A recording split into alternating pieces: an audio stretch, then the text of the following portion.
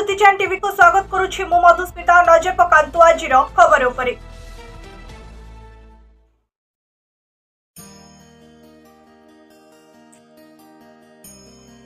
Mahanga block Mouda आश्रम रे श्री श्री कमलाकांत दास छुआ बाबा तत्वावधान अनंत गोपाल मंदिर प्रतिष्ठा, महादुज उत्तोलन, महायज्ञ आहुति, भजन कीर्तन, प्रसाद सेवन, सांस्कृतिक कार्यक्रम अनुष्ठित होता।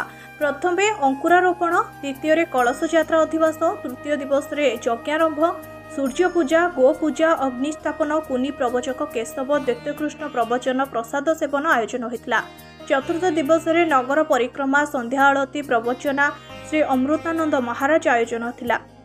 शेष दिवस रे पूर्णाहुति, नव यौवन दर्शन, सुनामधन्य कंठशिल्पी सुभाष दास शैलभामा भजन समारोह सहित प्रसाद सेवन आयोजन होता।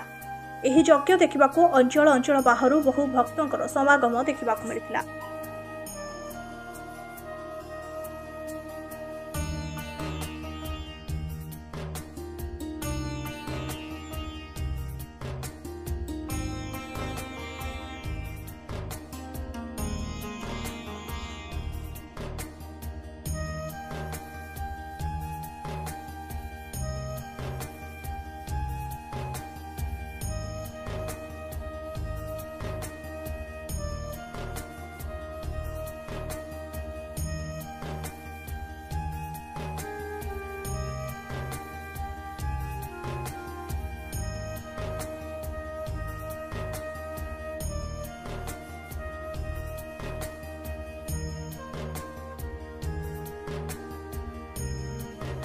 प्रतिष्ठा दिन किंतु आम ये अनुभव कर द्वितीय श्रीक्षेत्र ता भर वर्णना करहबनी।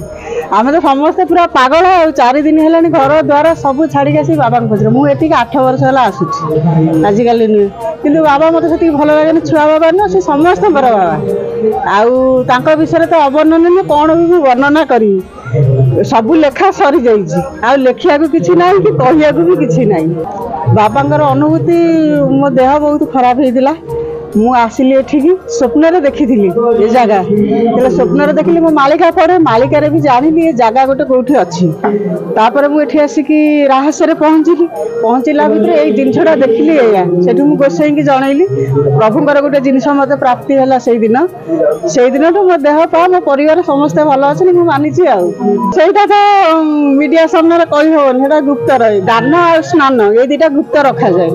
प्रभु मत कौन देते कौन कहीपर समस्त कि मो अनुभव सूत्र पाई जानी मुझे कहीं पाई जानी मुझे कही गोसाई जानी जगह बोली अनुभूति कौटी पाई आज 10 वर्ष प्रतिष्ठा आम पूर्ण हवाक जाऊँ। आज पूर्णाहुति है 28 तारीख आरंभ होता कलश शोभा यात्रा आरंभ होता त्रिवेणीश्वर बिरुवा नदी उठीला आसी आमर ये पहुँचला अनंत गोपाल आश्रम श्री छुआ बाबा आश्रम से 29 तारीख यज्ञ आरंभ है। आज पूर्णाहुति दिगला न्यास हेले ठाकुर आम आज बहुत आनंदित आए बहुत गर्वित आम। सालेपुर महेश्वर बेहरा रिपोर्ट, दुतीचान टीवी।